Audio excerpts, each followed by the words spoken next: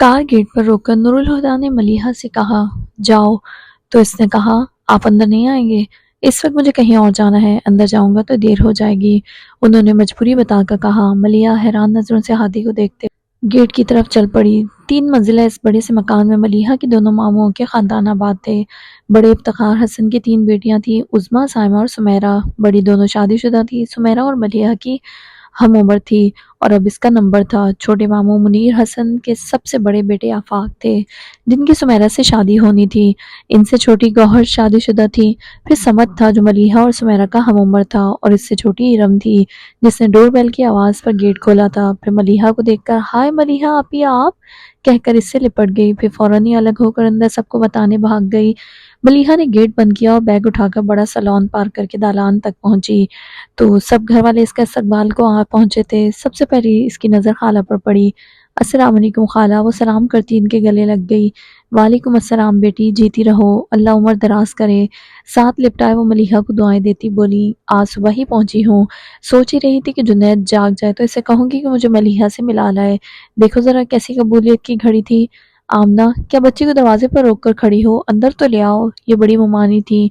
मलीहा ने इन्हें भी सलाम किया। बेटी अंदर आ जाओ। वो सलाम का जवाब देकर इससे साथ लेकर अंदर बड़े से हॉल में ले आई, जो सिटिंग रूम के तौर पर इस्तेमाल होता था। वो सोफे पर बैठ चुकी तो मुमानी को ख्याल आया, मलीहा क्या अकेली आई हो? नहीं मुमानी जान, हादी भाई छोड़ कर गए हैं। नूरुल हुदा, उन्होंने तस्दीक चाही। जी। तो दरवाजे से क्यों जाने दिया? रोक लेती। इन्हें किसी ज़रूरी काम से जाना था, कह रहे थे फिर आएंगे। नूरुल हुदा भी जवान हो गया होगा। आखिरी बार जब मैंने देखा था तो 17-18 साल का था। आमना खाला ने हवाई तबसरा किया। छोटी ममानी बोली, ऐसा वैसा आपा? निगाह नहीं ठहरती? फरियाल होती तो आज तो बेटे का सदका निकाल लेती। आखिर पालने वाली तो वही थी।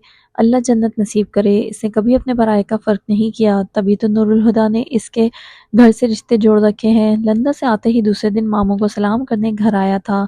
फिर मलीहा से बोली, भाई साहब कैसे हैं? ठीक है। आफाक भाई नज़र नहीं आ रहे? अपने किसी दोस्त की तलाश में निकले हैं। और सुमेरा, इससे मजीद पूछा, अपने कमरे में है। जब से मायूं बिठाया है सारा वक्त सोती रहती है, कहती है फारिग बैठे और क्या करूं। मैं इसे देखती हूँ। दरवाजे के साथ मौजूद सीढ़ियां चढ़ती ऊपर सुमेरा के कमरे में आ गई। सुना था शादी करीब हो तो रातों की नींदें उड़ जाती हैं, पर यहाँ तो दिन में भी ख्वाब खरगोश के मजे लिए जा रहे हैं। इसने कहते हुए जरा सा चादर को खींचा, जिसे बिना कर वापस आन लिया गया। गौहर की बच्ची, तुम्हें कहा ना मैं नहीं उठूंगी। जो बकवास करनी है कर लो, अभी शादी हुई भी नहीं और हवास इस कदर मुअत्तल है कि मेरी आवाज़ भी पहचानी नहीं जा रही। शादी के बाद तो शक्ल भी नहीं पहचानोगी। चादर तले ठनकने के आसार नमूदार हुए। फिर एक आंख निकाल कर बाहर झांका और मलीहा पर नजर पड़ते ही, ये तुम हो कहकर चादर फेंकती वो दीवानावार मलीहा से लिपट गई। सुमेरा, बस करो, पसलियां तोड़ोगी। मलीहा ने बहुत मुश्किल से खुद से अलग किया। वो अलग तो हो गई, पर इसे जोर का हाथ मार कर बोली, बदतमीज, जब अब्बू और चाचू तुम्हें लेने गए थे तब क्यों नहीं आई? अब आ गई हूं ना। वो मदानत से बोली, अब भी नहीं आती? मैं तो तुम्हें जान से मार देती। इतने में एक बच्चा भागा भागा आया और बोला, खाला मम्मा कह रही हैं आकर चाय पी लें, और बोलकर वापस भाग गया। चलो। मलीहा ने इसे भी साथ उठाया। सिर्फ तुम्हें बुलाया है, मेरे तो बाहर निकलने पर पाबंदी है कि खुदा न खास्ता आफाक साहब की नज़र पड़ गई तो इनके ईमान को शदीद खतरात लाहक हो जाएंगे। वैसे सख्त नाइंसाफ़ी है, इन्हें भी कमरे में बंद कर देना चाहिए। आखिर हम भी साहिब ईमान हैं। इसके जले कटे अंदाज पर हंसते हुए मलीहा ने कहा, तुम्हारा ईमान का भी ख्याल है, इसीलिए तो कमरे में बिठाया है। तो क्या फ़ायदा, मैं खिड़की से इन्हें आते जाते देख लेती हूँ। क्या? मलीहा ने आंखें फाड़ कर इसे देखा तो वह ढिठाई से हंसने लगी। बहुत बेशरम हो। फिर उठते हुए बोली, अभी आकर तुम्हें देखती हूँ। चाय के दौरान ही मगरिब का वक्त हो गया। बाकी सभी लोग नमाज ही पढ़ रहे थे कि वह नमाज पढ़कर दालान में बिछे तख्त पर आकर बैठी। दोनों पाँव सैंडल से आज़ाद करके ऊपर उठाए वो फुर्सत से बैठ गई। आसमान का रंग गहरा होने लगा था। दूर कहीं कुछ परिंदे अपने आशियानों तक पहुंचने की कोशिश में उड़े जा रहे थे। वो फारिग बैठी इन परिंदों को देखती रही। फिर यूं ही भटकती इसकी नज़र तख्त पर कुछ हाथ के फासले पर रखे दुपट्टे पर पड़ी, जिस पर कुछ देर पहले साइमा लैस टांक रही थी। करने को और कुछ था नहीं, लैस और दुपट्टा उठाया और टांकने लगी। गेट का दरवाज़ा खोलकर कोई अंदर आया था। मलीहा ने ध्यान नहीं दिया। इतनी सी देर में ही वो समझ गई थी कि आमदोरफ्त भी शादी के हंगामों का ही एक हिस्सा है। अंदर आने वाला शाम के धुंधलके में दालान की रोशनी में तख्त पर बैठी सुई धागे में उलझी लड़की को देखकर पहले तो आगे बढ़ने लगा, फिर कुछ शक सा हुआ तो इसके चेहरे की तरफ देखा। आप? حیرت بھری اس آواز پر ملیحہ سمجھی تو نہیں مخاطب وہ تھی، پھر بھی سر اٹھا کر دیکھا تو چاکلیٹ کلر کے شلوار قمیص میں ملبوس وجدان کو دیکھ کر حیرت کچھ اس طرح غالب آئی کہ احساس بھی نہیں ہوا، اور سوئی دوپٹے میں سے گزارنے کے بجائے سیدھی بائیں ہاتھ کے انگوٹھے میں گھسا دی۔ ملیحہ کو تو انگوٹھے میں اٹھتی ٹیسوں کی طرف دھیان بھی نہیں گیا تھا۔ وجدان نے اس کے انگوٹھے سے خون کے قطرے کو بھرتے دیکھا تو سر جھٹکتا اس کے پاس چلا آیا۔ یہ آپ نے کیا کیا؟ وہ اسے ملامت کرتا اس کے سامنے گھٹنا زمین پر ٹکاتا ہوا بیٹھا اور اس کا ہاتھ تھامنے کو ہاتھ بڑھایا تو ملیحہ نے کرنٹ کھا کر اپنا ہاتھ پیچھے کر لیا۔ وجدان نے سر اٹھا کر اس کی طرف دیکھا، پھر جیب سے رومال نکال کر اس کی طرف بڑھایا۔ اسے تو لے سکتی ہیں۔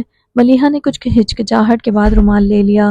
رومال سے خون صاف کرتے ہوئے اس نے وجدان کو کہتے سنا، آپ نے لائبریری آنا کیوں چھوڑ دیا؟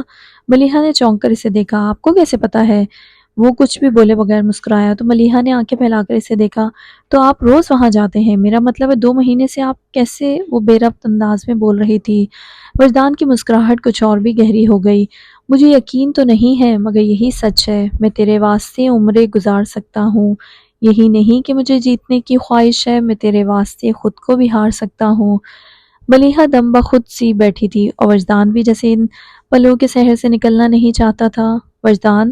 اس ایک پکار نے طلسم توڑ دیا، وہ دونوں ایک دم سے ہوش میں آ گئے۔ وجدان نے گردن گھما کر آواز کی سمت دیکھا، گیٹ سے اندر آتا آفاق اسے دیکھ کر حیران ہوا۔ تم یہاں ہو؟ میں تمہیں سارے شہر میں تلاش کر رہا تھا۔ ملیحہ نے آفاق کو دیکھا اور پھر وجدان کو۔ سرِ شام ایک شخص ملیحہ کے سامنے گھٹنوں کے بل نیاز مندی سے بیٹھا تھا۔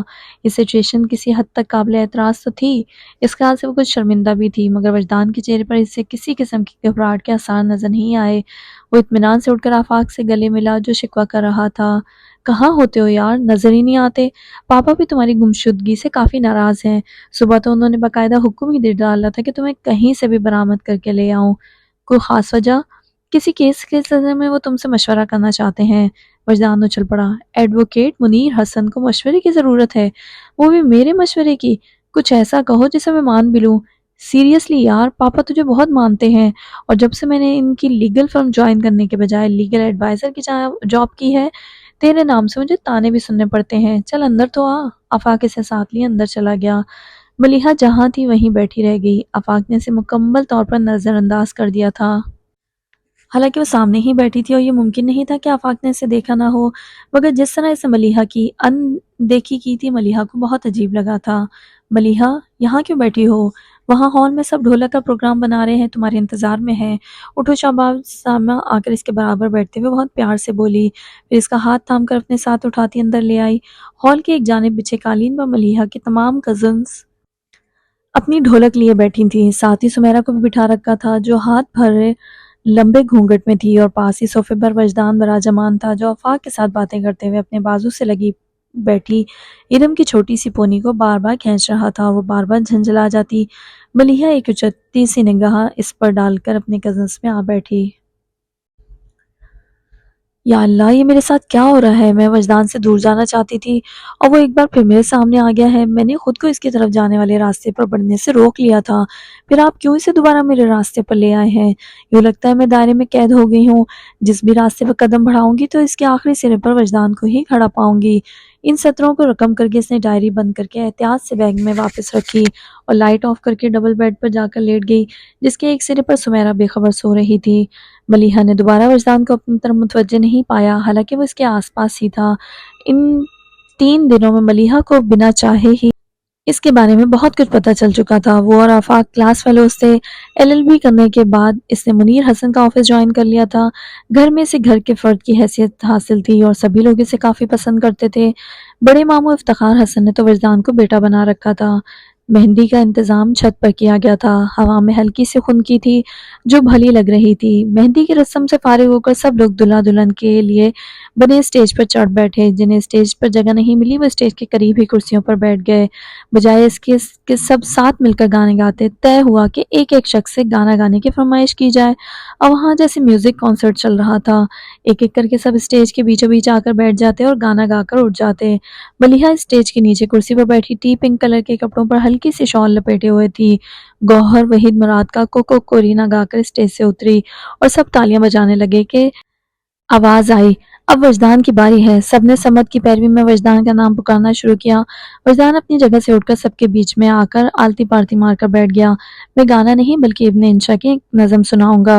ارشاد ارشاد کی آوازیں ابھریں۔ جب شور تھما تو وجدان اپنی پر اثر آواز میں گویا ہوا: ہم گھوم چکے بستی بن میں، ایک آس کی پھانس لیے من میں، کوئی ساجن ہو کوئی پیارا ہو، کوئی دیپک ہو کوئی تارا ہو، جب جیون رات اندھیری ہو ایک بار کہو تم میری ہو۔ وجدان کی آنکھیں بند تھی، وہ ملیحہ کو نہیں دیکھ رہا تھا، پر ملیحہ کو یوں لگا جیسے وہ اس بھرے مجمع میں خاص طور پر اسی سے مخاطب تھا۔ اس کے چہرے کی وجاہت بھرے نقوش کو ملیحہ پہلی بار دل کی آنکھ سے دیکھ رہی تھی، اور پہلی بار ہی اس نے جانا تھا کہ دل کی آنکھ سے دیکھنا کیسا لگتا ہے۔ وہ وجدان کی آواز کو روح کی گہرائی سے سن رہی تھی۔ اس نے محسوس کیا روح کی سماعتیں بہت محدود ہیں، اس ایک آواز کے سوا اسے اور کچھ سنائی نہیں دے رہا تھا۔ جب ساون بادل چھائے ہوں، جب پھاگن پھول کھلائے ہوں، جب چندہ روپ لٹاتا ہو، جب سورج دھوپ نہاتا ہو، یا شام نے بستی گھیری ہو ایک بار کہو تم میری ہو۔ اس جملے کی بازگشت اس کے وجود میں دور دور تک پھیل گئی۔ وہ گھبرا کر کھڑی ہوئی، پر دوسرے ہی قدم پر ایک پکار نے زنجیر کیا تھا: ہاں دل کا دامن پھیلا ہے، کیوں گوری کا من میلا ہے، ہم کب تک پریت کے دھوکے میں، تم کب تک دور جھروکے میں، کب دید سے دل کو سیری ہو ایک بار کہو تم میری ہو۔ وہ مڑ کر اسے دیکھنے لگی۔ کیا جھگڑا سود خسارے کا، یہ کاج نہیں بنجارے کا، جب سونا روپا لے جائے، جب سب دنیا دنیا لے جائے، تم ایک مجھے بتھیری ہو ایک بار کہو تم میری ہو۔ نظم ختم ہوئی اور وجدان نے آنکھیں کھول کر دیکھا تو نظر سیدھی ملیحہ کے وجود سے ٹکرا گئی۔ بس ایک پل کے لیے وجدان کی آنکھوں میں اس کی پوری جان سمٹ آئی تھی، مگر اگلے ہی پل سنبھل کر وہ اٹھ گیا۔ ملیحہ اندھیرے میں کھڑی تھی، اس لیے وجدان اس کے چہرے کو نہیں دیکھ سکا، جہاں کشمکش نظر آ رہی تھی۔ کیا جھگڑا سود خسارے کا، یہ کاج نہیں بنجارے کا، وہ زیر لب دہراتے ہوئے کہہ رہی تھی، مگر میرا دل تو اندیشوں سے بھرا ہے۔ وہ الجھ گئی تھی۔ الجھن کبھی خود ہی سلجھ جاتی ہے، اس نے جانا نہ تھا، مگر اب وہ بہت سے انجانے رازوں کو جاننے والی تھی۔ مجنڈا اور بلو کنٹراسٹ کے شرارہ سوٹ میں وہ اپنی کزن کے ہمراہ دلہن بنی سمیرا کو لیے اسٹیج تک آئی۔ اسے آفاق کے پہلو میں بٹھا کر اس کا دوپٹہ ٹھیک کر کے وہ سیدھی ہوئی اور اسٹیج سے اترنے لگی کہ افتخار حسن نے اسے آواز دی: ملیحہ۔ وہ فوراً پلٹی: جی مامو جان۔ بیٹا فون تو کرو، بھائی صاحب ابھی تک نہیں آئے۔ ان کی بات پر وہ کچھ توقف کے بعد بولی: مامو جان آپ تو جانتے ہیں نا بابا جان کو، وہ کبھی بھی پرہجوم جگہوں پر جانے کے لیے تیار نہیں ہوتے۔ وہ جانتے تھے، اس لیے پھر اصرار نہیں کیا اور نور الہدیٰ کو پوچھنے لگے: نور الہدیٰ تو آئے گا نا؟ جی مامو جان، صبح میری ہادی بھائی سے بات ہوئی تھی، وہ کہہ رہے تھے کہ وہ آئیں گے، تھوڑی دیر میں آتے ہی ہوں گے۔ وہ سر ہلا کر کسی اور طرف متوجہ ہو گئے تو ملیحہ بھی اپنا شرارہ سنبھال کر اسٹیج سے اترتی وجدان کے برابر سے انجان بن کر گزر گئی۔ ملیحہ! جب افتخار حسن نے ملیحہ کا نام پکارا تو وہ ملیحہ سے 2 قدم ہی پیچھے تھا، اور اپنے آپ ہی اس کے احساسات کو ایک نام مل گیا تھا۔ اس نے اس نام کو زیر لب دہرایا، یوں کہ ہونٹ تو ہلے مگر آواز نہیں ابھری۔ ملیحہ نے کوئی آواز تو نہیں سنی، پر اسے احساس ہوا کوئی اس کا نام لے رہا ہے۔ وہ بے ساختہ پلٹ کر بولی: جی، مگر وجدان کو دیکھ کر سٹپٹا گئی۔ اس کے سوالیہ انداز پر وجدان بولا: سب کچھ تو کہہ چکا ہوں، اب اور کیا کہوں؟ وہ گڑبڑا کر فوراً ہی پلٹ گئی، مگر جانے کیا ہوا، کچھ قدم چل کر ہی وہ اچانک پھر پلٹی اور فون کلر کے ڈنر سوٹ میں وجدان کو دیکھا۔ وہ اسے ہی دیکھ رہا تھا۔ ملیحہ کی آنکھیں اس کی آنکھوں سے الجھ گئیں، اور پہلی بار ایسا ہوا کہ وجدان کو دیکھ کر ملیحہ کے دل کی دھڑکنیں بے ترتیب ہو گئیں۔ وہ ٹھٹک گئی۔ آگہی کا پل اس کی زندگی میں آ چکا تھا۔ اس نے بے یقینی سے وجدان مصطفیٰ کی طرف دیکھا۔ وجدان نے آنکھ کے اشارے سے پوچھا: کیا ہوا؟ وہ یوں ہی اس کی طرف دیکھتی رہی، پھر اپنے احساسات پر غور کرتے ہوئے الجھے انداز میں سر کو جھکا لیا تو سلکی بال کندھے سے پھسلتے ہوئے اس کے رخ کو ڈھک گئے۔ ایک ہاتھ سے بال ہٹاتے ہوئے اس نے پھر وجدان کو دیکھا، جو بہت دلچسپی سے اس کے ہر انداز کو نوٹ کر رہا تھا، اور پھر پہلی ہی بار وجدان نے اسے خود سے شرماتے دیکھا تھا۔ نظریں چراتے ہوئے رخ بدل کر وہ ہونٹوں میں مسکرائی، پھر فوراً ہی پلٹ کر بھاگتے ہوئے ہال کے ایک جانب بنے ڈریسنگ روم میں جا چھپی۔ اس نے گو کچھ کہا نہیں تھا، لیکن سامنے وہ شخص کھڑا تھا جس نے اسے حفظ کر لیا تھا۔ بھلا اسے اس حادثے کی خبر کیسے نہ ہوتی؟ وجدان نے کھل کر مسکراتے ہوئے سر اٹھا کر آسمان کی طرف دیکھا، اور دل ہی دل میں اس رب کا شکر ادا کرنے لگا جس نے آج اس کی محبت کو معتبر کر دیا تھا۔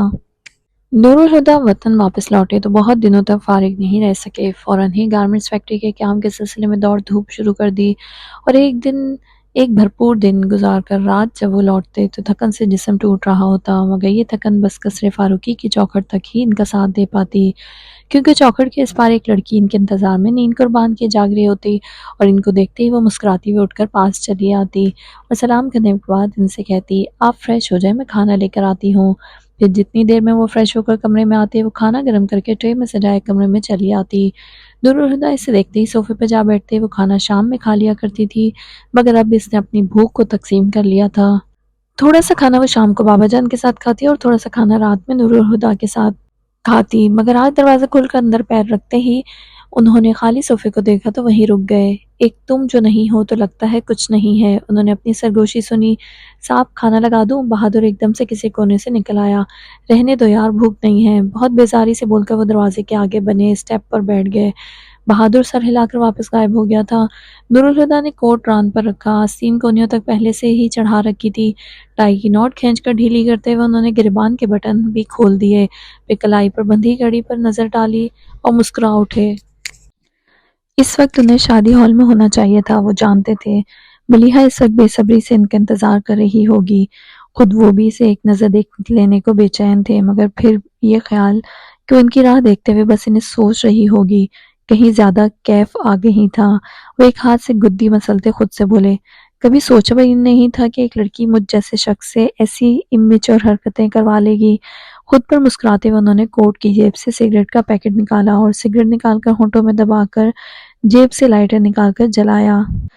سگریٹ سلگاتے ہوئے کچھ یاد کر کے ان کے ہاتھ ایک پل کو رکے، پھر ایک گہری مسکراہٹ کے ساتھ سر جھٹکتے انہوں نے سگریٹ سلگا لیا۔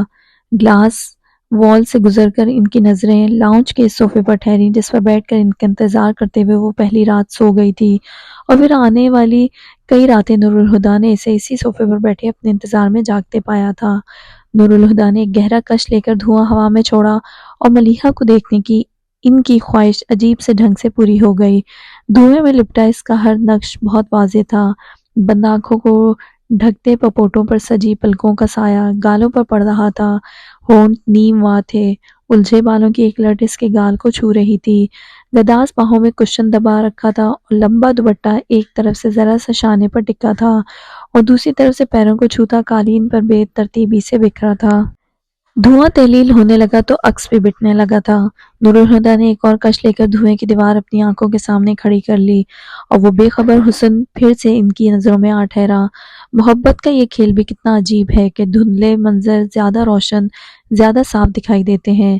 ملیحہ کے عکس کو دیکھتے ہوئے وہ آہستہ سے بڑبڑائے، پھر اپنی ہی بات پر چونک گئے۔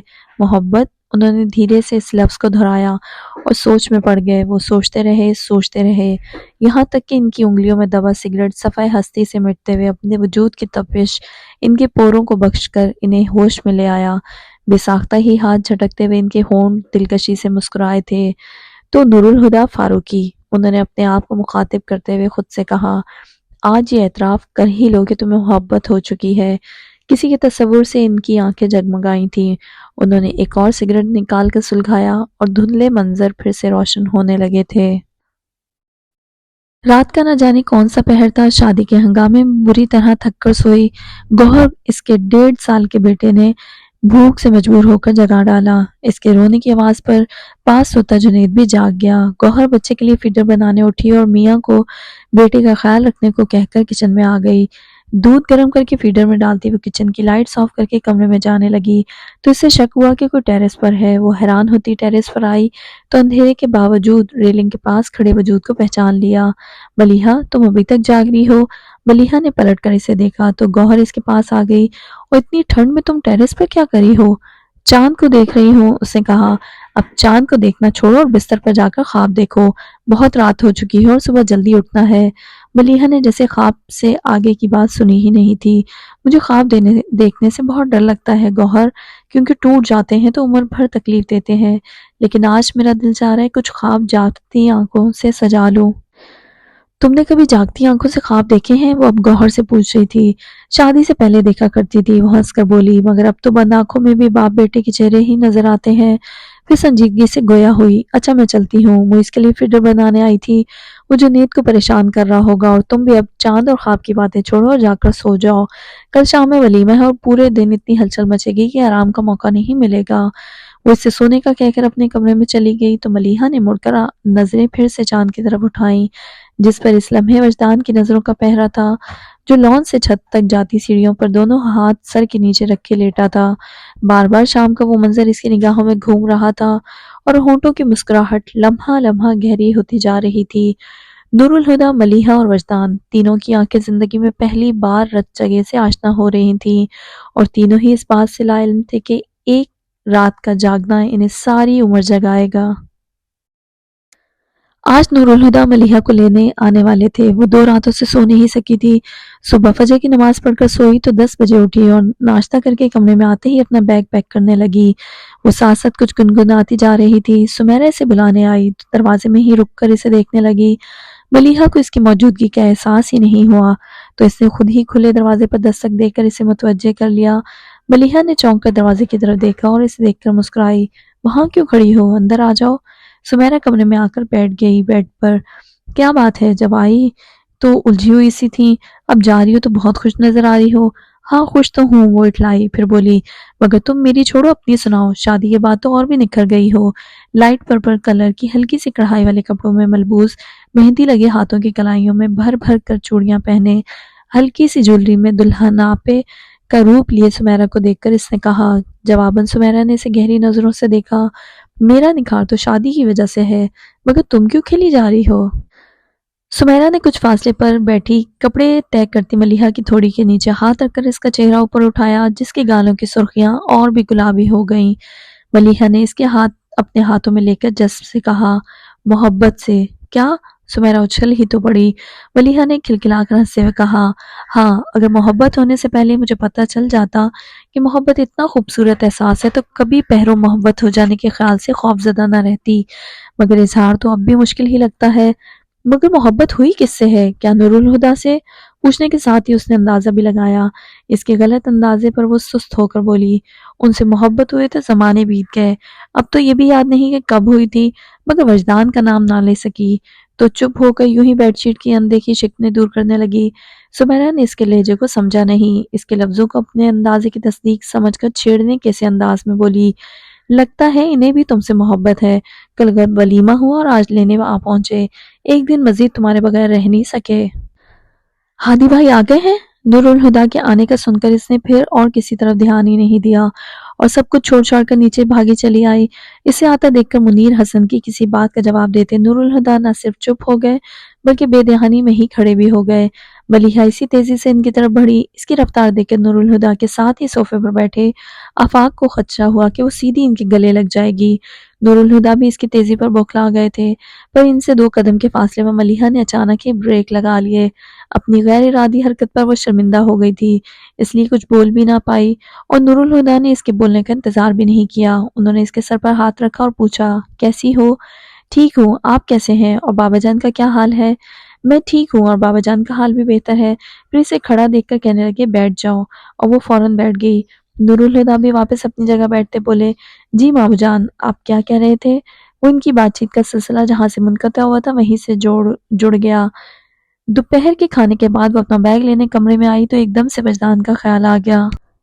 اتنے دنوں سے تو وہ یہیں تھا، پر آج صبح سے ہی نظر نہیں آیا تھا۔ وہ بیگ لیے نیچے آ گئی۔ نور الہدیٰ سب سے رخصت لے کے اس کا بیگ اٹھایا، آفاق کے ساتھ گیٹ سے نکل گئے۔ سب سے ملتی وہ سمیرہ تک آئی۔ سمیرہ پل بھر کو اس کے گلے لگ کر بولی، اللہ حافظ۔ ارے یہ کیا طریقہ ہے؟ ملیحہ چمبے سے بولی تو اس نے کہا، طریقہ تو بالکل صحیح ہے، لیکن تمہیں اعتراض کیا ہے؟ ویسے تو میں جب بھی آتی تھی تو تم جاتے وقت کیسے روکتی تھی؟ تھوڑی دیر ٹھہر جاؤ، اچھا شام کو چلی جانا، اور آج کتنے آرام سے مجھے بھیج رہی ہو، ایک بار بھی نہیں روکا، کیونکہ میں جانتی ہوں آج میرے روکنے سے تم نہیں رکو گی۔ اس کے نروٹھے پن کے جواب میں سمیرہ شوخی سے بولی، پر وہ سادگی سے کہنے لگی، ٹھیک کہہ رہی ہو، مجھے آئے بہت دن ہو گئے ہیں، اب اور نہیں رک سکتی۔ پھر اللہ حافظ کہہ کر گیٹ کی طرف جانے لگی۔ اسی وقت وجدان اندر آیا تھا۔ اس نے ملیحہ کو دیکھا، پھر پیچھے کھڑے سب لوگوں کو۔ آپ جاری ہیں؟ پہلی بار وہ سب کی موجودگی میں سے براہ راست مخاطب ہوا تھا۔ ہاں، اس نے کہا۔ ملیحہ اب آ بھی جاؤ، نور الہدیٰ انتظار کر رہا ہے، آفاق نے گیٹ سے اندر منہ کر کے کہا تو کچھ کہے بغیر وہ باہر نکل گئی۔ میری خاطر جھوٹ بولتے بولتے مجھ سے بھی جھوٹ بولنا سیکھ گئے ہیں۔ کار کی خاموشی میں ملیحہ کی خفگی بھری آواز سنائی دی تھی۔ وہ اس کی طرف مڑے اور کوئی وضاحت مانگے بغیر بولے، آئی ایم سوری۔ ملیحہ نے ان پر ایک خفا سی نگاہ ڈالی اور منہ پھیر لیا۔ اس کی خاموشی کو محسوس کر کے وہ پھر بولے، ملیحہ میں معافی مانگ رہا ہوں نا، معافی مانگنے کی نوبت ہی کیوں آئی؟ وہ یوں ہی رخ موڑے بولی، پھر ان کی طرف دیکھتے ہوئے کہا، جانتے ہیں میں نے آپ کا کتنا انتظار کیا تھا؟ جانتا ہوں، وہ ہلکے سے مسکرائے، پھر آئے کیوں نہیں؟ کبھی کبھی یہ احساس بہت سکون دیتا ہے کہ کوئی آپ کے انتظار میں بے چین ہے۔ ملیحہ نے سر جھکا کر دھیمی سی مسکراہٹ کے ساتھ کہا، صحیح کہہ رہے ہیں۔ پھر اپنی بات کہہ کر منہ پھیرے کھڑکی سے باہر دیکھنے لگی تھی۔ نور الہدیٰ نے ڈیش بورڈ سے ایک انویلپ اٹھا کر اس کی طرف بڑھایا۔ ملیحہ نے ان کے ہاتھ کی طرف دیکھا، پھر انویلپ میں رکھا کاغذ نکال کر پڑھنے لگی۔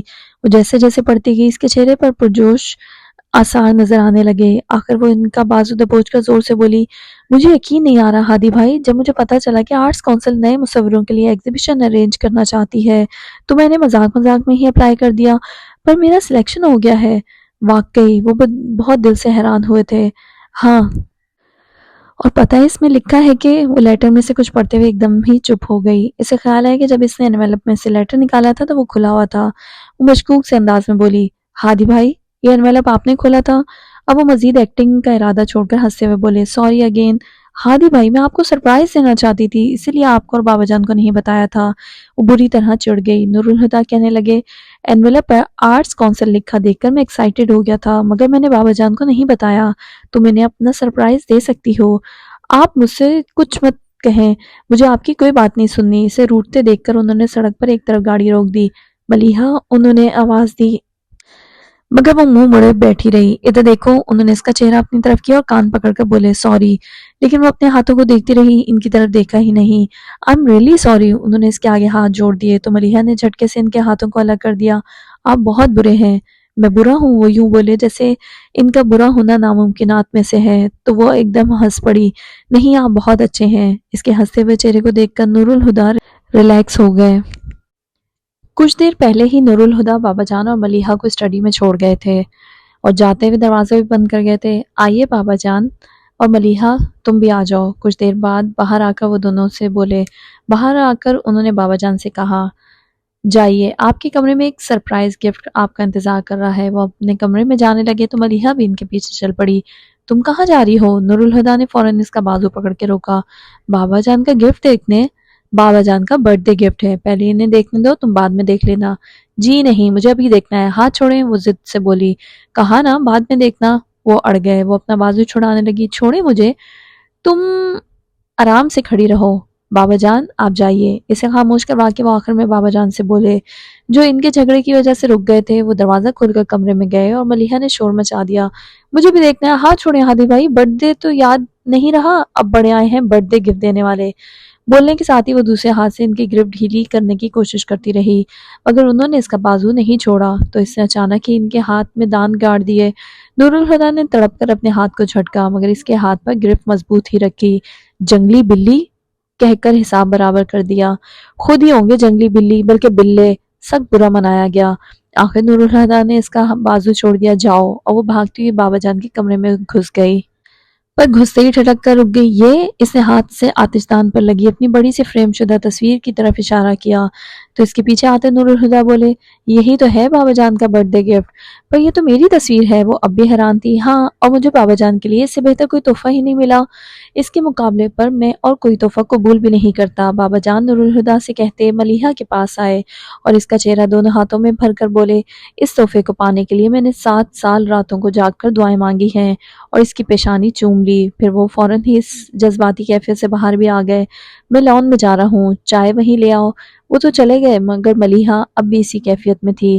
اس نے یاد کرنا چاہا آخری بار کب بابا جان نے اپنی بے ساختہ شفقت کا اظہار کیا تھا۔ سوال کچھ زیادہ ہی مشکل تھا، جواب ہی نہیں آیا۔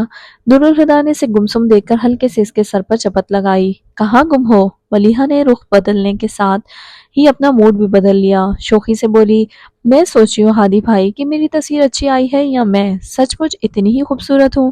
نور الہدیٰ نے ایک نظر اسے دیکھا اور کہا، تمہاری تصویر بھی اچھی آئی ہے اور تم بھی بہت خوبصورت ہو۔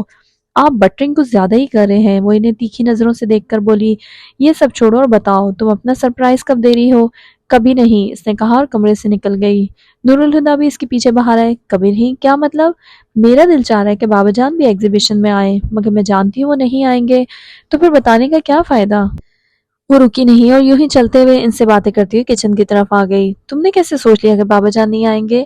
بس میں جانتی ہوں، بیکار اندازے مت لگاؤ۔ انہوں نے اسے ڈانٹ دیا، پھر اس کی صورت دیکھ کر پیار سے بولے، پریشان کیوں ہوتی ہو؟ اگر انہوں نے منع بھی کر دیا تو میں انہیں منا لوں گا۔ آپ مناتے کہاں ہیں؟ آپ تو دھاندلی کرتے ہیں۔ اس نے بچے کی طرح منہ بنایا تو وہ روب سے بولے، میں جو بھی کروں مگر تم آج ہی بابا جان کو ایگزیبیشن کے بارے میں بتاؤ گی، نہیں تو میں بتا دوں گا۔ بس ایک ہفتہ ہی رہ گیا ہے۔ ہادی بھائی، بابا منع کر دیں گے۔ اس نے پھر وہی بات دہرائی تو نور الہدیٰ جھنجھلا گئے۔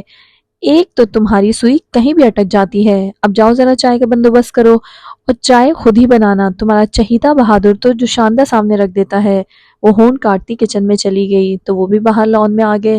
کچھ خاص خبر چھپی ہے؟ چیئر پر بیٹھتے ہوئے انہوں نے شام کا اخبار دیکھتے بابا جان سے پوچھا۔ خود ہی دیکھ لو۔ انہوں نے اخبار نور الہدیٰ کی طرف بڑھایا، جسے پکڑنے کے لیے نور الہدیٰ نے ہاتھ بھی نہیں اٹھایا اور کہا، ذرا دیر میں چائے آنے والی ہے اور ملیحہ کہتی ہے کھانے پینے کے وقت اخبار نہیں پڑھنا چاہیے، بھوک ختم ہو جاتی ہے۔ بہت مانتے ہو اس کی؟ اخبار والا ہاتھ نیچے کرتے ہوئے وہ بولے تو نور الہدیٰ نے مسکرا کر سر جھکا دیا۔ تمہیں ملیحہ کیسی لگتی ہے؟ یہ سوال اس قدر اچانک تھا کہ نور الہدیٰ بھی گڑبڑا گئے اور بگلاہٹ میں کچھ بول ہی نہ سکے تو انہیں دیکھنے لگے۔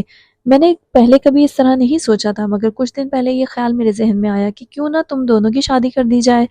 بابا جان نے دھماکہ ہی کر دیا تھا۔ نور الہدیٰ تو پہلے گڑبڑائے ہوئے تھے، اب تو بالکل ہی سٹ پٹا گئے۔ بابا جان رکے نہیں، کہنے لگے، یوں تو شاید میں اس بارے میں کبھی سوچتا بھی نہیں، مگر میں نے محسوس کیا ہے کہ تم دونوں میں کافی اچھی انڈرسٹینڈنگ ہے اور دوستی بھی، پھر تم دونوں ایک دوسرے کے ساتھ بہت خوش رہتے ہو۔ لیکن میں تمہاری رائے بھی جاننا چاہتا ہوں۔ نور الہدیٰ اب سنبھل چکے تھے، مگر اپنی دو ٹوک فطرت کے باوجود وہ بابا جان کے سامنے ملیحہ کے بارے میں ایسی بات کرنے سے ہچکچا گئے۔ بابا جان نے بھی ان کے گریز کو سمجھ لیا تھا۔ میں تمہاری ہچکچاہٹ سمجھ سکتا ہوں، بے شک ملیحہ میری بیٹی ہے، لیکن میں نے تمہیں بھی ہمیشہ اپنا ہی بیٹا سمجھا ہے، اور بیٹا باپ کے سامنے اپنے دل کی ہر بات کہہ سکتا ہے۔ بولو، would you like her؟ I love her۔ بابا جان کی بات سے تقویت پا کر وہ اپنے فطری انداز میں بے جھجک بولے تھے۔ بابا جان حیران ہوئے بغیر مسکرا دیے، مگر ان کی مسکراہٹ سے نروس ہوئے بغیر انہوں نے اگلے ہی پل کہا، مگر اس کے باوجود میں نے ملیحہ سے شادی کے بارے میں کبھی نہیں سوچا۔ اب وہ کچھ حیران ہوئے تھے۔ محبت کرتے ہو پھر بھی شادی کے بارے میں نہیں سوچا؟ ہاں، کیونکہ میں جانتا ہوں کہ ملیحہ ایسا نہیں سوچتی مگر سوچ تو سکتی ہے۔ وہ ایک پل کو خاموش ہو گئے، پھر کہا، وہ میرے اور اپنے موجود رشتے سے مطمئن ہے اور مجھے نہیں لگتا اس رشتے میں کبھی کسی کمی یا گنجائش کا احساس ہوتا ہے۔ اسے احساس اس لیے نہیں ہوتا کیونکہ وہ بہت سادہ اور معصوم ہے، پھر کم عمر بھی ہے اور اس لیے ان باتوں کی طرف اس کا دھیان نہیں، مگر بچی بھی نہیں ہے، دھیان دلایا جائے گا تو گنجائش بھی نکل آئے گی۔ بابا جان چپ ہوئے تو نور الہدیٰ نے کہا، ٹھیک ہے، مگر پہلے آپ ملیحہ سے اس کی مرضی معلوم کر لیجئے۔ لیکن بابا جان، اگر وہ انکار کر دے تو پلیز اسے مجبور مت کیجیے گا۔ بابا جان نے ان کی طرف گہری نظر ڈالی۔ وہ اگر نہ کر دے گی تو کیا تمہیں دکھ نہیں ہوگا؟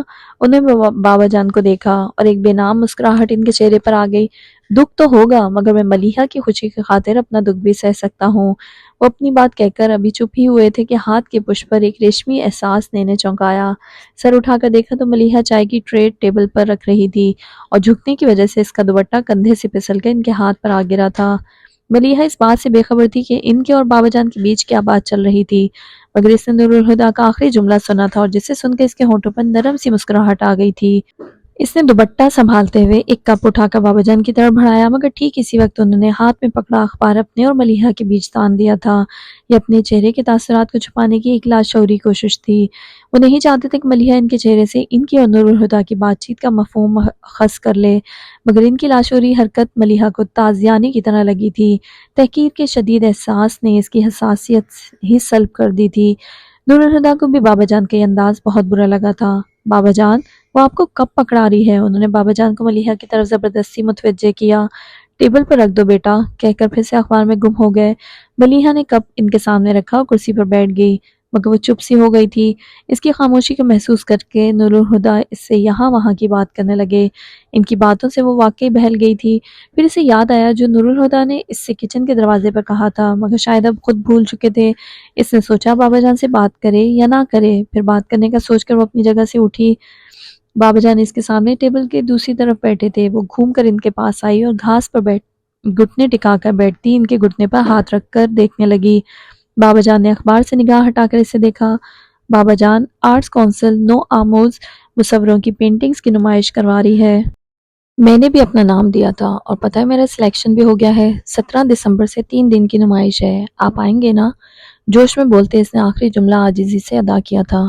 تم جانتی ہو کہ بھیڑ بھاڑ والی جگہوں پر جانا مجھے پسند نہیں ہے، مگر تھوڑی دیر کو تو آ سکتے ہیں نا بابا جان، یہ میری پہلی ایگزیبیشن ہے اور اسی بہانے سے آپ میری پینٹنگز بھی دیکھ لیں گے۔ جانتے ہیں میں نے اس بار اسٹل لائف اور لینڈ اسکیپنگ کے علاوہ سی اسکیپس بھی بنائے ہیں، اور کیلیگرافی تو میں نے پہلی بار ہی کی ہے۔ پچھلے مہینے میں نے اتنے سارے نئے کینوس بنا لیے ہیں اور آپ نے ابھی تک کوئی بھی نہیں دیکھا۔ اگر دکھانا مقصود ہے تو آج ایک نشست ہمارے کمرے میں رکھ لیتے ہیں، لیکن میں ایگزیبیشن میں نہیں آ پاؤں گا۔ آرمی لائف کے دوران بھی پرہجوم جگہوں پر جانا مجھے پسند نہیں تھا، اور اب تو میں ریٹائرڈ لائف گزارنے گھر تک ہی محدود ہو گیا ہوں۔ اینی وے بیسٹ آف لک۔ وہ اپنی بات کہہ کر اٹھے اور اندر چلے گئے۔ ملیحہ کی آنکھوں میں کچھ چبھنے لگا تھا، ایسے میں اپنے ہاتھ کی پشت پر نورالہدیٰ کے مہربان ہاتھ کی لمس کو محسوس کر کے اسے لگا وہ رو پڑے گی، اور وہ رونا نہیں چاہتی تھی، اس لیے ان کی طرف دیکھے بغیر اٹھ کر اپنے کمرے میں آ گئی۔ آپ کو اسے منع نہیں کرنا چاہیے تھا۔ وہ کچھ دیر بعد فریش ہو کر نورالہدیٰ کی تلاش میں باہر جانے کے لیے لاؤنج میں آئی تو اسٹڈی سے آتی ان کی آواز سن کر رک گئی۔ مجھے کیا کرنا چاہیے تھا اور کیا نہیں میں اچھی طرح جانتا ہوں۔ ملیحہ نے اسٹڈی میں جھانک کر دیکھا، بابا جان ٹیبل کی دوسری طرف کرسی پر بیٹھے تھے اور نورالہدیٰ ٹیبل کے سامنے کھڑے ان سے الجھ رہے تھے۔ آپ کو اندازہ ہے بابا جان آپ نے ملیحہ کو کس قدر ہرٹ کیا ہے؟ وہ اچانک ہی کتنی چپ سی ہو گئی تھی۔ آپ کو تھوڑا سا خیال تو کرنا چاہیے، وہ بہت حساس طبیعت کی لڑکی ہے۔ بابا جان کو ان کا جرا کرنا اچھا نہیں لگا تھا۔ وہ قدرے سخت لہجے میں بولے، تم ملیحہ کے معاملے میں کچھ زیادہ ہی حساسیت کا مظاہرہ کر رہے ہو۔ نورالہدیٰ اور نہ ملیحہ تو اتنی حساس نہیں ہے، میں نے کبھی سے جذباتیت کا مظاہرہ کرتے نہیں دیکھا، اور جسے تم اس کی ناراضگی سمجھ رہے ہو وہ چپ دراصل اس لیے تھی کہ ملیحہ میری بات اور میرے مزاج کو اچھی طرح سمجھتی ہے، اور اسے یہ بھی پتہ ہے کہ بحث مجھے پسند نہیں۔ اب تم یہاں سے جا سکتے ہو۔ وہ کسی گنجائش کے بغیر بولے تھے۔ نورالہدیٰ باہر نکلے تو ملیحہ دروازے میں کھڑی تھی۔ وہ اس سے کچھ کہے بغیر اپنے کمرے میں جانے لگے تو ملیحہ نے پیچھے سے انہیں پکارا، ہادی بھائی آپ دوبارہ بابا جان سے اس بارے میں بات نہیں کریں گے؟ کیوں؟ انہوں نے مڑ کر کہا تو وہ عجیب سے لہجے میں بولی، آپ نے سنا نہیں؟ میں بابا جان کے مزاج کو اچھی طرح سمجھتی ہوں۔ نورالہدیٰ کی لاشعور میں کوئی اسپارک ہوا تھا۔ وہ 2 قدم اس کے قریب آ کر بولے، بابا جان تم سے بہت پیار کرتے ہیں مگر پرواہ نہیں کرتے۔ اپنے آپ ہی اس کے لہجے میں شکایت در آئی تو نورالہدیٰ نے اسے سمجھانا چاہا، بھلا وہ تمہاری پرواہ کیوں نہیں کریں گے؟ میں نے ان سے یہ سوال کبھی نہیں پوچھا، اگر کبھی آپ کو موقع ملے تو میری طرف سے بابا جان سے پوچھ لیجئے گا۔ دیکھو تم، بس ہادی بھائی، اس نے ہاتھ اٹھا کر انہیں چپ کرا دیا۔ اب آپ اس بارے میں کوئی بات نہیں کریں گے، نہ مجھ سے اور نہ بابا جان سے۔ وہ اس کی بات کا برا منائے بغیر اسے دیکھا ستائش سے بولے، زبردست بھائی، آج لگا کہ تم بابا جان کی بیٹی ہو۔ ملیحہ جانتی تھی کہ وہ اسے ریلیکس کرنے کی کوشش کر رہے ہیں، پھر بھی ہلکے سے مسکرا دی۔ نمائش سے پہلے ایک چھوٹی سی اختتامی تقریب کا اہتمام کیا گیا تھا جس میں ملک کے نامور مصور مہمان خصوصی طور پر موجود تھے۔ تقریر کر چکے تو منتظمین میں سے کوئی صاحب مائک پر آئے اور اختتامی الفاظ کے ساتھ تقریب ختم کرتے ہوئے مہمان خصوصی سے ربن کاٹ کر نمائش کے باقاعدہ آغاز کرنے کی درخواست کی۔ نورالہدیٰ کو آرٹ سے کوئی دلچسپی نہیں تھی، پھر بھی وہ ملیحہ کے ساتھ تھے۔ ہال میں شائقین کے علاوہ صحافیوں کی بڑی تعداد موجود تھی جو مصوروں سے انٹرویو بھی لے رہے تھے۔ کچھ صحافیوں نے ملیحہ سے بھی چند سوالات کیے۔ وہ ان سے باتیں کر رہی تھی کہ نورالہدیٰ اس کے کان میں بولے، ذرا سائیڈ میں آ کر بات سننا۔ وہ ایک نسبتاً الگ تھلگ گوشے میں آ گئے۔ ملیحہ بھی صحافیوں سے معذرت کرتی اس طرف آ گئی، کہیے ملیحہ مجھے جانا ہوگا۔ کوئی ضرورت نہیں ہے، اس نے فوراً ہی منع کر دیا۔ ملیحہ سمجھنے کی کوشش کرو، فیکٹری کے کنسٹرکشن کا کام شروع ہو چکا ہے اور مجھے روزانہ 1.5-2 گھنٹے وہاں دینے پڑتے ہیں۔ ملیحہ کا دل تو نہیں چاہ رہا تھا کہ نورالہدیٰ جائیں، مگر ان کی مصروفیت کا بھی اسے اندازہ تھا، اس لیے بعد خاصہ اجازت دیتے ہوئے بولی، اچھا ٹھیک ہے، مگر 4 بجے تک آ جائیے گا، کہیں میں گھر جانے کے لیے آپ کا انتظار ہی کرتی رہ جاؤں۔ 3 بجے ہی آ جاؤں گا، وہ اجازت ملنے پر خوش ہو کر بولے۔ پھر سنجیدہ ہوتے ہوئے بولے، لیکن تم ناراض تو نہیں ہو؟ اسے ہنسی آ گئی، نہیں بابا، ناراض کیوں ہوں گی؟ کیا مجھے آپ کی مصروفیت کا علم نہیں؟ لیکن آپ میری ناراضگی کے خیال سے اتنا پریشان کیوں ہو جاتے ہیں؟ کیا اسٹیمپ پیپر پر لکھ کر دوں کہ آپ سے کبھی ناراض نہیں ہوں گی؟ سوچ رہا ہوں لکھوا ہی لوں، کیا پتا کسی دن ناراض ہی ہو جاؤ۔ وہ بھی مذاق سے بولے، پھر کہا، اچھا میں چلتا ہوں، اللہ حافظ۔ وہ ملیحہ کا سر تھپک کر چلے گئے تو ملیحہ بھی اپنی بلیک ساڑی کا پلو ٹھیک کرتی کونے سے نکل آئی۔ کیمرے کا فلیش چمکا تھا، اب تک کئی صحافی ملیحہ کی تصاویر اتار چکے تھے، اس لیے اس نے دھیان نہیں دیا۔ فلیش پھر چمکا، تیسری بار، چوتھی بار، جب 5ویں بار فلیش چمکا تو ملیحہ نے چہرے پر آئے بال سمیٹتے ہوئے اس طرف دیکھا اور تیز روشنی سے اس کی آنکھیں چندھیا گئیں۔ روشنی کے بادل چھٹے تو ملیحہ وجدان کو اپنے سامنے دیکھ کر حیران رہ گئی۔ وجدان کیمرے کا اسٹیپ گلے میں ڈال کر اس کے پاس آ گیا۔ السلام علیکم۔ وعلیکم السلام، کیسی ہیں؟ ٹھیک ہوں، وہ کہہ کر چپ ہو گئی تو وجدان کہنے لگا، اخلاقاً تو آپ کو بھی میرا احوال دریافت کرنا چاہیے، پر چھوڑیے، ان رسمی باتوں میں کیا رکھا ہے۔ صحیح کہہ رہے ہیں، وہ شرمندہ ہوئے بغیر بولی۔ وہ محظوظ ہو کر ہنسا اس کے پیچھے دیوار پر لگی تصویر کو دیکھنے لگا۔ ملیحہ، اس نے پہلی بار ملیحہ کو اس کے نام سے پکارا تھا۔ جی؟ وہ سحر زدہ سی اس کی چوڑی پشت کو دیکھ کر بولی۔ وجدان نے پلٹ کر اس سے پوچھا، یہ تصویر آپ نے بنائی ہے؟ ملیحہ نے ایک نظر اس پینٹنگ کو دیکھا اور کہا، ہاں، پھر پوچھنے لگی، کیسی ہے؟ اس کے پوچھنے پر وجدان غور سے اس پینٹنگ کو دیکھنے لگا۔ پینٹنگ کیا تھی؟ لگتا تھا اس 3 فٹ لمبے اور 1.5 فٹ چوڑے فریم میں درد کی اذیت ناک کیفیت منجمد ہو کر رہ گئی تھی۔ خشک زمین پر ابھری لکیریں اس کی پیاس کی گواہ تھیں، اور ایک سوکھا درخت جس کی خوب پھیلی بنجر شاخوں پر کوئی خشک پتا تک نہیں تھا، مردہ زمین کے سینے پر یوں گڑا تھا جیسے خود اپنے ہی حال پر نوحہ کنا ہو۔ دور تک پھیلا نیلا آسمان ایک دم صاف تھا، جس پر سورج پیلے رنگ کے تھال کی مانند دہک رہا تھا۔ تا حد نگاہ پھیلی اس منظر کی ویرانی کو اور بھی گہرا کر رہا تھا وہ اکلوتا ذی روح جو اس سوکھے درخت کی چھاؤں میں بیٹھا تھا۔ اس کے سادہ کپڑوں پر مسافتوں کی گرد جمی تھی، سر کے بال لمبے اور گرد آلود، بے ترتیب داڑھی جھاڑ کی مانند لگ رہی تھی۔ اس کا ایک ہاتھ زمین پر بچھی ٹانگ کی ران پر تھا، جبکہ دوسرا موڑ کر کھڑی کی ہوئی ٹانگ پر کے گھٹنے پر۔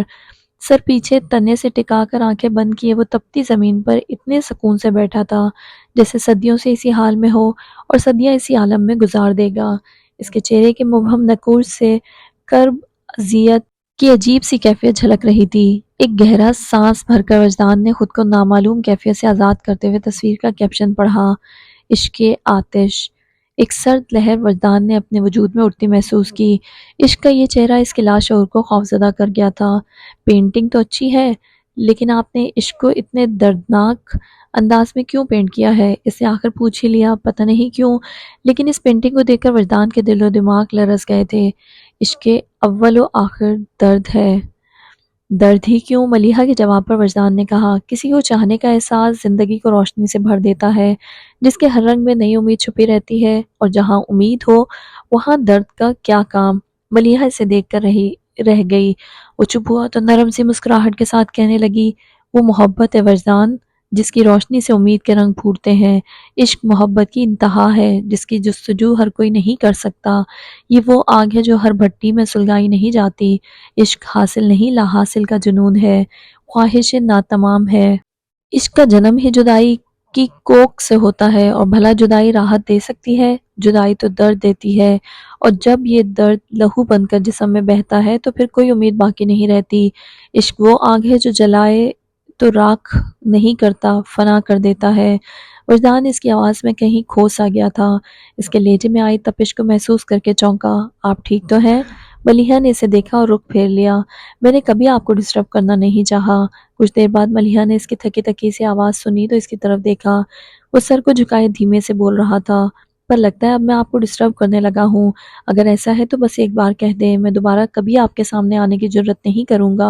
پھر وہ ذرا سا ہنسا۔ میں نے یوں بھی آپ سے ملنے کے لیے کبھی کوئی شعوری کوشش نہیں کی۔ میں نے سوچا بھی نہیں تھا کہ آپ آفاق کی کزن ہو سکتی ہیں، اور آج بھی آفاق اور ساجد زبردستی مجھے ساتھ لے آئے تھے، اور آپ کو دیکھنے سے پہلے مجھے گمان بھی نہیں تھا کہ آپ مجھے یہاں مل جائیں گی۔ آفاق بھائی یہاں؟ حیران ہو کر اس نے اپنے آس پاس دیکھا، مگر فوراً ہی وجدان کی آواز پر اس کی طرف متوجہ ہو گئی۔ مگر آپ کا انتظار میں نے ہر روز کیا، وہیں لائبریری کی سیڑھیوں پر میں ہر صبح دعا کرتا کہ آج میرا انتظار ختم ہو جائے، اور ہر شام سوچتا کہ آپ کا انتظار زندگی کی آخری سانس تک کروں گا۔ لیکن اگر آپ کو گوارا نہیں تو وعدہ کرتا ہوں کبھی ان راستوں پر پاؤں نہیں رکھوں گا جن پر آپ کو گزرنا ہوگا، اور سریراہ ملاقات بھی ہوئی تو آپ کا راستہ نہیں روکوں گا۔ وہ منتظر نگاہوں سے اسے دیکھنے لگا۔ ملیحہ نے نگاہ چرا کر رخ بھی موڑ لیا۔ وجدان کو اچانک ہی شدید تھکن کا احساس ہوا تھا۔ وہ بھوجل سے انداز میں پلٹا اور جانے لگا۔ آپ ایک بار اور لائبریری جا سکتے ہیں؟ وجدان ٹھٹک کر رکا اور پھر ایڑی کے بل گھوم گیا۔ وہ اب بھی رخ موڑے فرش پر لگے ٹائلوں کو دیکھ رہی تھی۔ وجدان نے اپنی سماعتوں پر شبے کا اظہار کیا۔ کیا کہا آپ نے؟ ملیحہ نے اسے دیکھا اور زیر لب مسکراہٹ کے ساتھ بولی، कल सुबह 10 बजे। और वो निहाल हो गया। मैं सारा दिन आपका इंतज़ार करूँगा, आपको जब वक्त मिले आ जाइएगा। इसकी आंखों से झलकते वालेहानापन से सटपटा कर मलिहा ने चेहरा मोड़ते कौंसिल के मुलाजमीन की यूनिफॉर्म पहने एक शख्स को इशारे से पास बुलाकर पेंटिंग उतारने को कहा। फिर इससे पेंटिंग लेकर मलिहा ने वजदान की तरफ बढ़ाई। ये लीजिए, मेरी तरफ से तोहफा है। इश्क़ आतिश। मलिहा के हाथ से पेंटिंग पकड़ते वजदान ने मायने ख़ेज़ी से कहा, तो वो हया से सुर्ख होती इसके सामने से हट गई। 4 बजे वो नूरुल हुदा के साथ कसरे फारूकी की लाउंज में दाखिल हुई तो बाबा जान के साथ मलिक नासिर पहले से मौजूद थे। नूरुल हुदा को शतरंज खेलने का तो कोई शौक नहीं था, मगर देखने का शौक ज़रूर था। वो वहीं बैठकर इन दोनों को शतरंज खेलते देखने लगे। मलिहा अलबत्ता सलाम दुआ के बाद जल्द ही उठ गई थी। अपने कमरे में आके इसने कपड़े भी तब्दील नहीं किए। खुले बालों को जूड़े की शक्ल में लपेट कर नंगे पाँव कमरे में चक्कर काटते वो मलिक नासिर के जाने का इंतज़ार कर रही थी। हालांकि वो जानती थी कि इंतज़ार फजूल है। मलिक अंकल रात के खाने के बाद ही जाएंगे। फिर भी वो टहलती रही। शाम ढल चुकी थी जब मलिहा के कमरे के दरवाजे पर दस्तक हुई। दरवाज़ा खुला है, इसने कहा। फिर बहादुर को आते देखकर वो बेड पर उठ बैठी। बीबी साहब, खाना लग गया है। मुझे भूख नहीं है, इसने कहा और पूछा, अच्छा सुनो, मलिक अंकल चले गए हैं या अभी बैठे हैं? चले कहाँ जाएंगे जी, अभी तो बैठे हैं, खाना खाएंगे फिर चाय पी कर जाएंगे। वैसे एक बात बताएं बीबी साहब, ये मलिक साहब बिल्कुल ही वेले हैं। वो हंस पड़ी, फिर हंसी रोक कर संजीदगी से बोली, ज्यादा बातें बनाने की जरूरत नहीं है, जाओ अपना काम करो। वो जाने लगा तो मलिहा ने इसे रोक कर कहा, और सुनो, जब अंकल चले जाएं तो मुझे बता देना। वो सर हिलाकर चला गया। ईशा की नमाज पढ़कर वो बेड पर आ बैठी, फिर उठी और बालकनी में आ गई। न जाने कितनी देर गुजर गई थी कि दरवाज़ा फिर बजा। इस बार भी बहादुर था। इसे मलिक नासिर के जाने का बताया। ठीक है, तुम जाओ। इसे भेजकर मलिहा बाथरूम में गई। मुंह पर पानी के छींटे मारकर कमरे में आई। बालों को सुलझाकर क्लिप किया और कमरे से बाहर आ गई। बाबा जान के कमरे के दरवाजे के नॉब पर हाथ रखे वो एक पल को हिचकिचाई, फिर दूसरे ही पल खुद को मजबूत करते इसने दरवाज़ा खोला और कमरे में आ गई। बाबा जान आतिशान के सामने रखी रॉकिंग चेयर पर आंखें बंद किए नीम दराज से। मलिहा जानती थी वो सो नहीं रहे थे। इनकी आदत थी, वो जब भी किसी गहरी सोच में होते तो यूं ही आंखें बंद करके रॉकिंग चेयर पर नीम दराज हो जाते। मलिहा इनके सामने कुशन पर बैठ गई। बाबा जान। अपने हाथ पर मलिहा के हाथ का लम्स और फिर इसकी आवाज़ सुनकर बाबा जान ने आंखें खोलकर इससे देखा और फिर पूछा, क्या बात है? बाबा जान, वो मैं आपसे एक बात करना चाहती थी। वो अटक कर बोली। बाबा जान ने खुशगवारियत से कहा, कमाल है, मैं भी कुछ दिनों से एक बात तुमसे करना चाह रहा हूँ, पर समझ नहीं पाता कैसे कहूँ। ऐसी क्या बात है? इसने पूछा। नहीं, बाबा जान बोले, बात करने की हिम्मत पहले तुमने की है, इसलिए पहले तुम बताओ क्या कहना चाहती हो। वो सोच कर आई थी हर हाल में इनसे बात कर कर रहेगी, पर अब गड़बड़ा गई। वो बाबा जान, मैं इतना ही बोलकर वो हाँफने लगी तो बाबा जान ने अपने हाथ पर रखा इसका हाथ थामकर हौसला देने के अंदाज में कहा, बोलो मलिहा, क्या बात है? बाबा जान, मैं आपको किसी से मिलवाना चाहती हूँ। आखिर इसने कह ही दिया। किससे? वो हैरत से बोले। तवक्कुफ के बाद इसने कहा, वजदान मुस्तफ़ा से। बोलने के साथ ही इसने अपने झुके हुए सर को कुछ और झुका लिया। बाबा जान की पेशानी पर सिलवटें उभर आई थीं। ये वजदान मुस्तफ़ा कौन है और तुम इसे कैसे जानती हो? मैं इससे लाइब्रेरी में मिली थी। मलिहा की झुकी पलकें, रुका रुका अंदाज, बाबा जान ने बहुत कुछ अखज़ कर लिया था। गैर महसूस अंदाज में मलिहा का हाथ छोड़ते हुए वो पथरीले लहजे में बोले, मुझे इससे क्यों मिलवाना चाहती हो? वो बोली तो आवाज़ कुछ और भी धीमी हो गई। बाबा जान, मैं इससे मगर हज़ार कोशिशों के बाद भी मोहब्बत का लफ्ज़ शर्म से ज़बान पर आने नहीं दिया। तो जुमला बदलते हुए कहा, वो मुझसे शादी करना चाहता है, और आंखें मीचे इनके रद्द-ए-अमल का इंतज़ार करने लगी। फिर मलिहा ने इनकी आवाज़ सुनी, जाओ जाकर सो जाओ। मलिहा ने आंखें खोली और सर उठाकर इन्हें देखा और ख्वाहिश की, काश कभी ना देखा होता। इनका चेहरा किसी चट्टान की तरह सख्त और बेजान था, लेकिन आंखें आग उगल रही थी। बेदम सी पुकार की सूरत इसकी ज़बान से निकला, बाबा जान जाओ। वो कठोरपन से बोले। मलिहा तड़प उठी। बाबा जान, मेरी बात तो सुने। इसने बाबा जान का हाथ थामकर कुछ कहना चाहा, पर बाबा जान बेदर्दी से इसका हाथ झटक कर काटदार आवाज में बोले, मैं एक लफ्ज और सुनना नहीं चाहता, न तुम्हारी सूरत देखना चाहता हूँ, चली जाओ यहाँ से। मलिहा को लगा किसी ने इसके जिस्म को दो हिस्सों में तकसीम कर दिया हो। वो दर्द से बिलबिला उठी। बाबा जान, आप एक बार इससे मिल तो ले, वो बहुत अच्छा है। मलिहा, हट जाओ मेरे सामने से। मलिहा ने जिंदगी में पहली बार उनकी पुरजलाल आवाज की गूंज सुनी थी। वो झटके से उसे हटाकर खड़े हुए। मलिहा इनके पांव पकड़कर रो पड़ी। ऐसा मत करें बाबा जान, मुझ में इतनी ताकत नहीं कि इसे भूल जाऊं। मलिहा को लग रहा था कि आतिशदान में जलती आग ने इसके बदन में रास्ता बना लिया है और अब इसका अंदर सूखी लकड़ी की तरह जल रहा है। वो दोनों हाथ पुश्त पर बांधे शान से सर उठाए खड़े थे। इनके चेहरे पर पड़ते शोलों के अक्स ने इन्हें चट्टान जैसी सख्ती दे रखी थी और इनके पैर पकड़कर इनके घुटने से पेशानी टिकाकर रोती मलिहा खाक होती जा रही थी। तो मुझे भूल जाओ, वो कितने आराम से कह रहे थे। मलिहा रोना भूल गई। इसने सर उठाकर इनकी तरफ देखा और सरगोशी जैसी आवाज़ में फरियाद की, मैं मर जाऊंगी बाबा जान। मर जाओगी तो इन्हीं कंधों पर उठाकर अपने हाथों से दफनाऊंगा, लेकिन अगर नाफरमानी करोगी तो मरते दम तक तुम्हारी सूरत नहीं देखूंगा। इसके रहम की आखिरी अपील भी बेरहमी से मुस्तरद हो गई। मलिहा को अचानक ही लगने लगा कि हवा में ऑक्सीजन ख़त्म हो गई है। आखिर वो अपने नीम जान वजूद को संभालते हुए उठी और शिकस्ता कदमों से अपने कमरे में आ गई। दरवाजे को अपने पीछे बंद करते वो वहीं दरवाजे के पास गिर सी गई। इसकी आंखों से आंसू एक तवातर से टूट टूट कर गिर रहे थे, मगर वो बेनियाजी से लब भेंचे साकत बैठी थी। रात गुजर चुकी थी और फजर की अजान की आवाज़ सुनाई देने लगी। मलिहा सीधी होकर बैठी, इतने गौर से अजान के अल्फाज सुनने लगी जैसे पहली बार सुन रही हो। एक अदालत ऐसी है जहाँ से मेरी रहम की अपील मुस्तरद नहीं की जाएगी। एक उम्मीद ने इसके मुर्दा जिस्म में जान डाल दी थी। उठी मगर लुढ़खड़ा गई। सारी रात एक ही जाविये पर बैठे इसका जिस्म अकड़ गया था। फिर वो उठी, इस बार इसके कदमों ने भी इसका साथ दिया था। वज़ू करके वो जाए नमाज पर खड़ी हो गई। नमाज तो वो हर रोज़ 5 बार पढ़ा करती थी, मगर इतने खुशू खुजू के साथ पहली दफ़ा पढ़ रही थी। वो फ़र्ज़ों की दूसरी रकअत में थी कि दस्तक के बाद कोई दरवाज़ा खोलकर कमरे में आ गया। नमाज ख़त्म करते हुए मलिहा ने दाएं जानिब सलाम फेर कर बाएं तरफ गर्दन मोड़कर सलाम फेरा तो नज़र स्याह पट्टियों वाली चप्पलों में मुक़य्यद सुर्ख़ सफ़ेद पैरों पर पड़ गई। आज से 3 दिन बाद यानी जुम्मे के रोज़ तुम्हारा नूरुल हुदा के साथ निकाह है। तुम्हें जो भी तैयारी करनी हो आज और कल में मुकम्मल कर लेना। ज़्यादा बड़ा फंक्शन नहीं है। तुम्हारे ननियाल वाले होंगे और मेरे कुछ दोस्त, शायद कुछ मेहमान नूरुल हुदा के भी होंगे। तुम जिनको बुलाना चाहो इनके नामों की फहरिस्त बनाकर मेरे कमरे में ले आओ। रात आजमाइश और सुबह सजा लेकर आई थी। इसने सोचा और दुआ के लिए हाथ उठाए तो एक आंसू इसके गाल पर बह गया। बाबा जान एक नज़र इसकी खामोशी को देखकर कमरे से बाहर आ गए, फिर सीढ़ियाँ उतरकर हॉल के दरवाजे से बाहर लॉन में निकल आए। नूरुल हुदा अपनी रूटीन के मुताबिक ट्रैक सूट पहने एक्सरसाइज के लिए लॉन में आए तो बाबा जान को इस वक्त वहाँ देखकर हैरान से इनके पास आ गए। क्या बात है बाबा जान, आज सुबह सुबह लॉन में नजर आ रहे हैं? क्या आर्मी लाइफ का शेड्यूल दोबारा से शुरू करने का इरादा है? वो खुशदिली से मजाक करते हुए बोला, मगर बाबा जान के चेहरे पर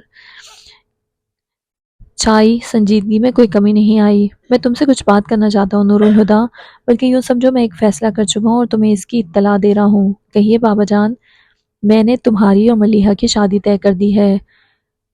नूरुल हुदा आखिर इंसान ही तो थे जिनके सीने में भी दिल था और इस दिल में जज्बात भी। मलिहा की बेतकल्लुफ़ी और बेसाख्तगी के बावजूद कभी किसी गलतफहमी का शिकार नहीं हुए थे। इन्हें मालूम था वो मलिहा के लिए कभी भी ख़ास नहीं बन सके, मगर मलिहा तो इनके लिए ख़ास थी। ये सच था कि उन्होंने मलिहा को पाने की ख्वाहिश कभी नहीं की थी, लेकिन वो बिन मांगे इन्हें मिल रही थी। वो खुश कैसे ना होते, मगर बाबा जान के सामने खुशी का इजहार कर नहीं सके। लेकिन जब उन्होंने कहा जुम्मे की शाम तुम दोनों का निकाह कर दिया जाएगा और हफ्ते को वलीमा के बाद मैं चाहता हूँ तुम दोनों कुछ दिनों के लिए लंदन चले जाओ, वहाँ घूम फिर आना, तो वह हैरान हुए बगैर न रह सके। जुम्मे को? यानी सिर्फ 3 दिन बाद? बाबा जान इतनी जल्दी की क्या ज़रूरत है? बात ज़रूरत की नहीं मेरे फ़ैसले की है, वो अपने मखसूस अंदाज में बोले, और मैं अपनी औलाद से इस बात की तवक्को करता हूँ कि वो मेरे फ़ैसलों को मानेगी। फिर कुछ नरम पड़ते हुए कहा, सीधी सी बात है नूरुल हुदा, लड़का और लड़की घर में ही हैं और कल में किसी भी वक्त पढ़वाए जा सकते हैं, तो फिर इंतज़ार किस लिए? आप मलिहा की मर्ज़ी मालूम कर चुके हैं? उन्होंने तज़ब्ज़ुब से पूछा। मैं अभी इसी के पास से आ रहा हूँ। ये मुबहम जुमला इनके लिए ज़िंदगी का वाज़ेह पैगाम था। वो बेख्तियार बाबा जान के गले लग गए। बिना मांगे ही ज़िंदगी ने आज वो दिया है कि सारी उम्र शुक्र में गुजरेगी। बोलने के बाद उन्हें ध्यान आया कि किससे क्या बोल गए हैं। इनसे अलग होकर वो खुजालत से सर खुजाने लगे तो बाबा जान एक मुस्कुराती निगाह इन पर डालकर आगे बढ़ गए। उन्होंने बाबा जान को जाते हुए देखा और गहरी मुस्कुराहट इनके चेहरे पर फैल गई।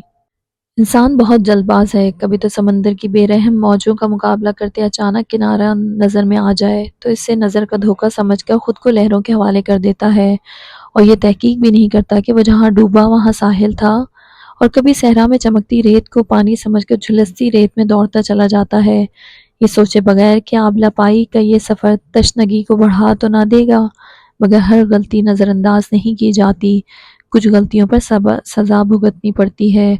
नूरुल हुदा को भी इस एक मुस्कुराहट का खमियाजा तमाम उम्र अदा करना था।